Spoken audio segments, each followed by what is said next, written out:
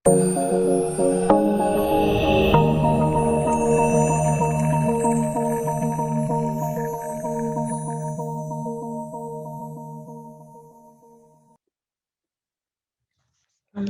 warahmatullahi wabarakatuh. Baiklah, di video kali ini saya akan menjelaskan mengenai makalah yang akan kalian buat di mata kuliah testing implementasi. Makalah ini merupakan penilaian untuk UAS ya. Jadi saya di video kali ini saya akan membahas untuk bab satunya ya. Untuk bab 1 untuk makalah testing ya. Oke, saya share screen.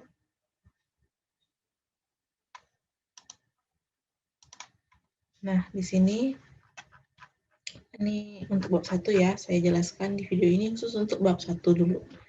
Ya. Nah, di sini ada cover ya, dokumen pengujian perangkat lunak. Kemarin ada yang nanya, ini apakah di sini nulis nama aplikasinya? Bukan ya, jadi nama aplikasinya atau nama perangkat lunak atau nama sistemnya ya, kalian letakkan di sini ya. Jadi tugas ini itu merupakan simulasi ya, ibaratnya simulasi kalian menguji sebuah sistem, tapi bukan sistem yang kalian bikin sendiri dari awal. Kalian boleh ambil judul sebuah sistem dari manapun sumbernya boleh. Nah, kemudian kalian bikin bentuknya dalam dokumen pengujian perangkat lunak ya. Untuk sistemnya atau aplikasinya atau perangkat lunaknya, boleh kalian ambil contoh saja, misalnya contoh dari skripsi yang sudah ada di perpustakaan, atau kalian boleh nyari referensi jurnal-jurnal di Google Scholar ya, atau yang lain-lain. Nah, kalian gunakan sebagai dokumen pengujian perangkat lunak ya, simulasinya ya. Nah, jadi apa yang kalian dapatkan? Misalnya, contohnya sistem informasi beasiswa ya. Saya ambil contoh, nah maka kalian di sini tinggal dirubah dokumen pengujian perangkat lunak, sistem informasi perangkat sistem informasi beasiswa. Boleh pakai studi kasus, boleh pakai studi kasus atau tidak ya. Nah, kemudian di sini tulis name dan nama kalian, mata kuliah ya. Ini 2021. Oke. Kemudian di sini bab 1 langsung masuk ke bab 1, pendahuluan ya. Nah, tujuan pembuatan dokumen. Nah, kalian boleh isi di sini. Ya, di sini ada penjelasannya. Bagian ini berisi penjelasan dari tujuan dibuatnya dokumen pengujian perangkat lunak ini. Misalnya, kalian buat di sini ya, kata-katanya terserah kalian seperti apa. Ya, yang masuk akal dan jelas ya tujuannya. Jadi, misalnya dokumen ini dibuat untuk mengetahui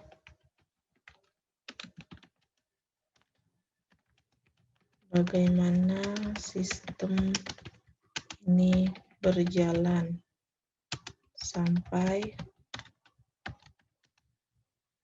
diuji. Nah, jika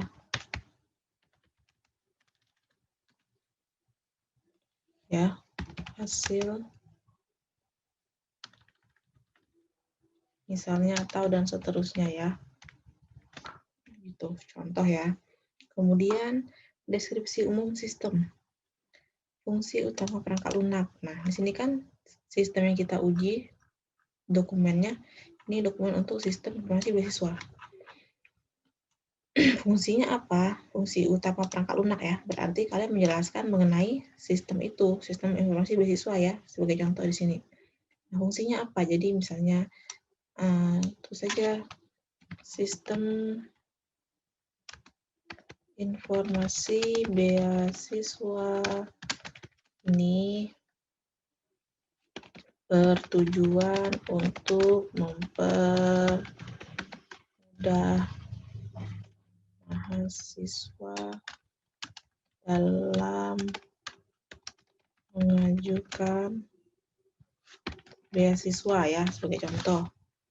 Kemudian kalian bisa bikin kalimatnya panjang ya, jangan hanya 2 kalimat. Ya, yang jelas untuk poin 1.2.1 ini menjelaskan fungsi perangkat lunak yang kalian uji ya. Kemudian model use case-nya. Kalian tulis ada berapa use case di dalam sistem informasi beasiswa ini misalnya ya. Maka di sini didefinisikan aktornya. Dibuat dalam bentuk tabel ya, kalian buat dalam bentuk tabel. Misalnya saya contoh.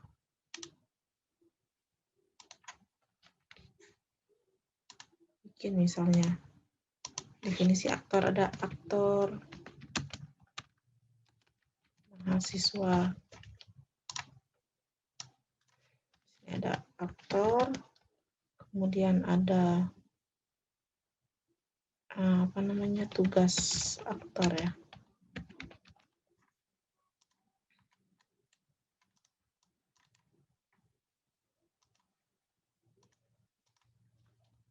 Oke, kemudian di sini faktornya mahasiswa. Kemudian kalian jelaskan, misalnya mahasiswa dapat bla bla bla bla bla.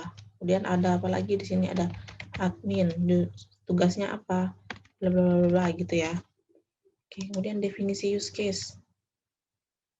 Berisi definisi use case dari sistem yang akan diuji, dibuat dalam bentuk tabel. Definisi use case-nya apa? Di dalam aplikasi itu ada use case apa saja. Dan buat lagi dalam bentuk tabel.